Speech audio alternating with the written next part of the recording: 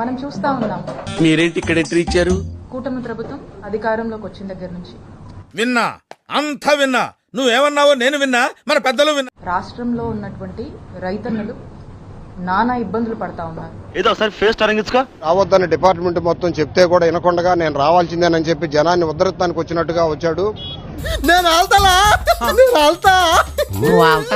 500 మంది కూలీలను పెట్టుకుని CM CM CM అనే అరుపులు తప్పితే రెండోది లేదు. అందరి ముందు పరిగిపోయిందిగా, ఇంకెలా తలెత్తుకుంటాం? అప్పులు చేసుకోను ఏదో ఇబ్బందులు పడి వాళ్ళకున్న స్తోమతలో సావిత్రి వెళ్ళిపోయి బతికిపోయావు గానీ లేకపోతే నా చిట్టు చెల్లి గట్టి ఏదో ఒక పంట వేసుకున్నటువంటి రైతు పరిస్థితి ఈ రాష్ట్రంలో ఈ రోజున ఎలా ఉందంటే, అటు చూడు. ఈరోజు జగన్మోహన్ రెడ్డి గారు రైతుల సమస్యలు తెలుసుకోవడానికి రైతుల దగ్గర రాలేదండి.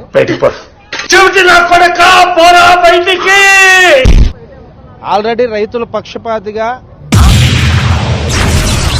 రైతులకు మేలు చేసే దిశగా కూటమి ప్రభుత్వం గౌరవ ముఖ్యమంత్రి వర్యులు నారా చంద్రబాబు నాయుడు గారు ఉప ముఖ్యమంత్రి పవన్ కళ్యాణ్ గారు నారా లోకేష్ గారు గిట్టుబాటు ధరలు పెంచారు. ఎవరు చూడలేదు కదా, వాళ్ళ పందాలు చూసినట్టు చూస్తున్నారు. ఎందుకంటే ఎందుకు ఈ రోజున మనం చూసినట్టయితే రైతు బాధ మనం వర్ణించలేనటువంటిది. ఇలాంటి డ్రామాలు నెవర్ బిఫోర్. జగనన్న ప్రభుత్వంలో రైతుకు మిర్చి పండిస్తే ఎంత వచ్చేదండి? 25,000 నుంచి 28,000 వరకు వచ్చేది. మాకు తెలదలే, నీ మా అత్తగారు తెలివితేటలు నా కాడ చూపించు. ఈ రోజున పరిస్థితి ఏంటి? 10,000 నుంచి 12,000 వరకు వస్తుంది. రైతు పరిస్థితి ఏంటండి? ఎంత గొప్ప కళాకారిని నిర్మాదిస్తే తప్పకుండా ఆస్కారం. అప్పులు చేసుకుని నానా ఇబ్బందులు పడుతూ పంటేసుకున్నటువంటి రైతు పరిస్థితి ఏంటి? గతంలో చూసుకున్నట్టయితే జగనన్న ప్రభుత్వంతో పోలిస్తే ఇప్పుడు సగానికన్నా తక్కువ రేటు ఈ రోజు రైతుకు అందుతుంది. ఏ పంట కొడుతున్నాడు, కొంచెం చూసి చెప్పండి. అర్థమైంది, ఐ అండర్స్టాండ్. ఈ రోజున ఇలాంటి పరిస్థితిని అడ్రస్ చేద్దాము, ఈ పరిస్థితిని ప్రభుత్వం దృష్టికి తీసుకువెళ్దామని చెప్పేసి ex chief minister Shri YS Jaganmohan Reddy గారు తెలుగు భాషలో నాకు నచ్చని ఒకే ఒక్క పదం. ఎక్స్ చీఫ్ మినిస్టర్ ఏషియాలోని the second largest market yard గా పేరొందినటువంటి మన గుంటూరు జిల్లా మార్కెట్ యార్డ్ కి వచ్చి, ఎవర్రా మీరంతా? అత్తాపూర్ పిల్లర్ నంబర్ 377 దగ్గర గాంజా అమ్ముకునేటోళ్ళగా ఉన్నారు మీరు అందరూ. ఓర్రా దగ్గు ముక్కు తిప్పడు కూడానా? అవును బాసు. అవును, మండుతున్నట్టుంది.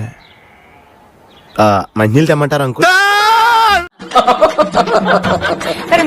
ఒక ప్రతిపక్ష నాయకుడు ఇక్కడికి వస్తున్నాడు అనంటే, ప్రతిపక్ష నాయకుడా?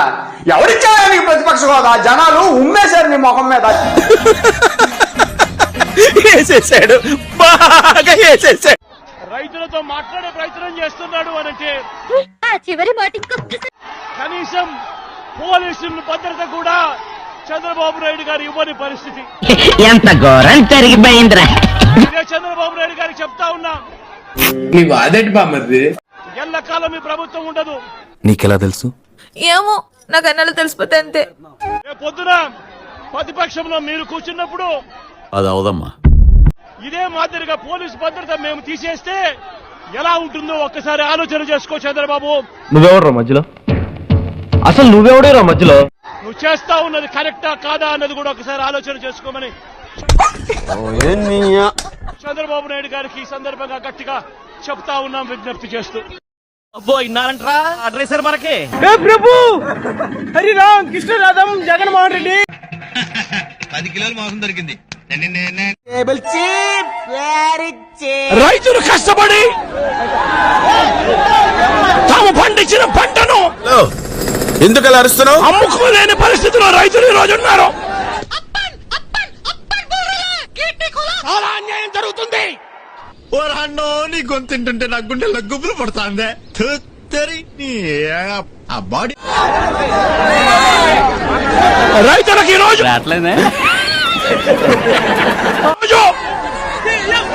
ఒకవైపు తెగుళ్ల వల్ల ఏం మాట్లాడుకుంటున్నారా? కనపడుతుంది కానీ వినపడడం లేదురా. వాళ్ళ పంట కూడా మామూలుగా 20 క్వింటాల పైన రావాల్సిన పంట మళ్ళీ వస్తావరా? ఇంకెవడైనా వస్తాడా? ఈ రోజు 10-15 క్వింటాళ్ళకే పడిపోయిన పరిస్థితులు కనిపిస్తా ఉన్నాయి. మీ కష్టం పగవాడికి కూడా రాకూడదు గురుగారు. చూడటం కాదండి, మీరు చెయ్యాలంతే.